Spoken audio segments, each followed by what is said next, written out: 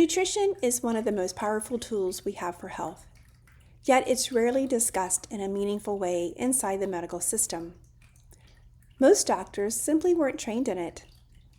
And while dietitians are valuable, many are required to operate within guidelines that don't always account for individuality, mineral statuses, hormones, or chronic stress.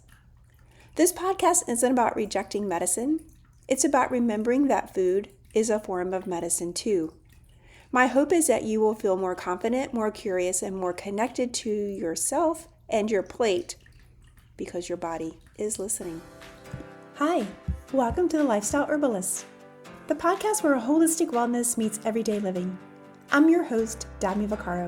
I'm a registered dental hygienist, a clinical herbalist, and a certified health coach. And I'm your co-host, Sabrina Cooper, a registered dental hygienist with a bachelor's in oral health promotion, a certified culinary nutritionist and herbalist, and a mindfulness and mindful eating coach. Together, we explore the intersection of holistic health, herbal wisdom, and joyful living. From plant-powered remedies to kitchen medicine, mindful moments, and conversations that feed the soul, we're here to help you feel vibrant, grounded, and inspired in your daily life.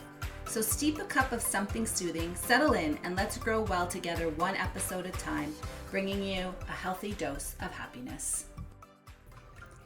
Hey, welcome back to the Lifestyle Herbalist. I'm Dabney, and today I want to start talking about nutrition and the food on our plate.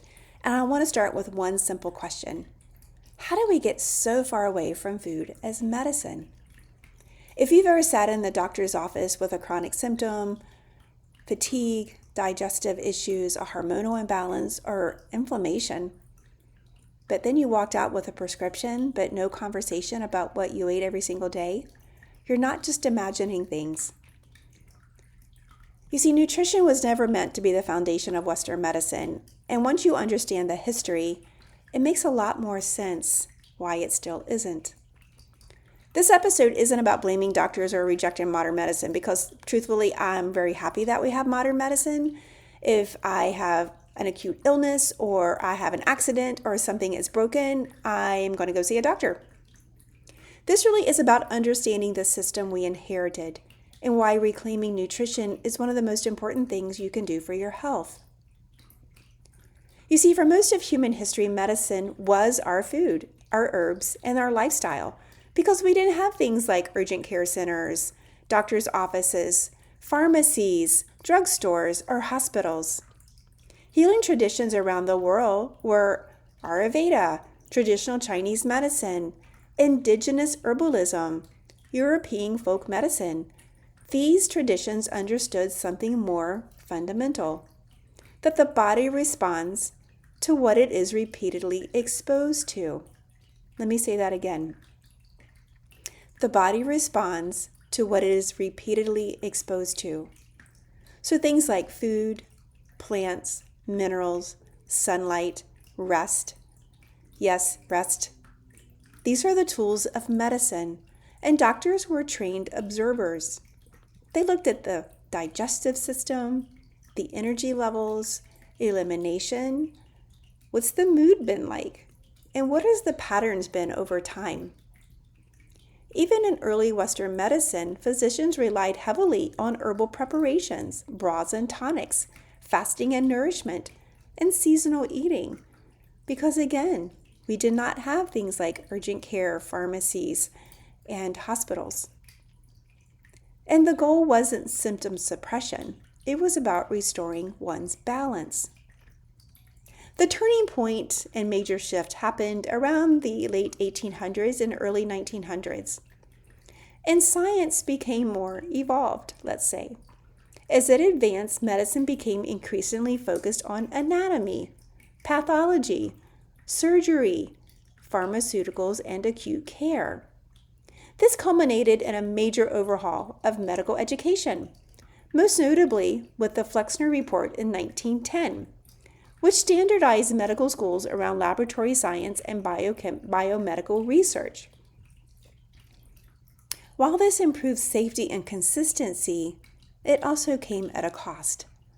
Anything that couldn't be isolated or measured easily, patented or standardized, was slowly pushed out to the margins. And those included the medical schools that continued to teach more things like holistic functional care and herbalism. So herbalism, nutrition, and traditional healing were labeled as unscientific, not because they didn't work, because they just didn't fit into the new model. And food doesn't behave like a drug. It's much more complex, because things in isolation, like a pharmaceutical, takes one constituent out of a plant, because pharmaceuticals are derived from plants, but it takes one piece of it and it standardizes it. But food and herbs work differently because you're getting the whole food, the whole plant. And it works more slowly. It interacts with the body differently and depends on person's stress, their hormones, minerals, and their digestive system. And most importantly, you can't put a patent on it. So as medical education evolved, food was reframed as basic advice, it's preventative, or something to be outsourced. Doctors weren't trained to study nutrition deeply, not because it wasn't important, but because it just wasn't considered their role. Instead, nutrition became a separate discipline, often governed by public health guidelines designated for populations, not individuals. And this is the gap so many people fall into. You're told your labs are normal. Your symptoms don't fit the diagnosis. You need to manage your stress. Or here, take another medication. But are we asked, how is your digestive system? Could you be mineral deficient? Is your blood sugar stable? Are you under eating? Are you inflamed by the foods labeled as healthy? Because let's face it, healthy food products aren't necessarily healthy at all. So people assume that, well, this just must be how I'm built. It's my genes. It's hereditary. But it isn't. Women in particular feel this disconnect. Hormones are deeply influenced by blood sugar, mineral statuses, gut health, chronic stress, and nutrient density. Yet most nutrition advice for women have been more calorie focused. We were told to be careful of the amount of fat that we consume. And oftentimes things were restrictive, or we were following a trend like on TikTok or Instagram of something new that worked, we were told, for everyone. But we are all bio-individual, and what works for me probably won't work for you. Instead of nourishing, many women are unknowingly depleting themselves while being told that they're doing everything right. This is not a personal failure. It's a systemic blind spot. Here's the reframe I would like to offer. Food is not a moral issue. It's not a trend, and it's not a one-size-fits-all.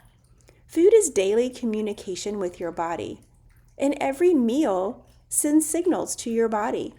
It signals your hormones, your nervous system, your immune system, your gut microbiome, and your mineral reserves. When you understand that, nutrition stops being overwhelming and it starts becoming empowering.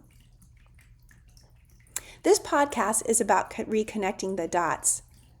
And over the next couple of weeks, we're going to talk more about bio-individual nutrition, mineral balance, herbal support, women's health, and the oral systemic connections. And then, how do you build a foundation before chasing those fixes? This really isn't about perfection. It's not food rules, but really the relationship of your body and your plate. Because many times we have to look at the relationship of our food. If we're eating mindlessly, are we eating because we're hungry? Or is there some emotional something trigger there that we need to dive deeper into? Food should make us feel well. And after 30 minutes, your food doesn't make you feel well, then the food you ate is not doing well for your body. So we'll learn how to listen to our body as well. It's the beginning of a new year, and so many people are focused on getting their health back or reclaiming something about their health.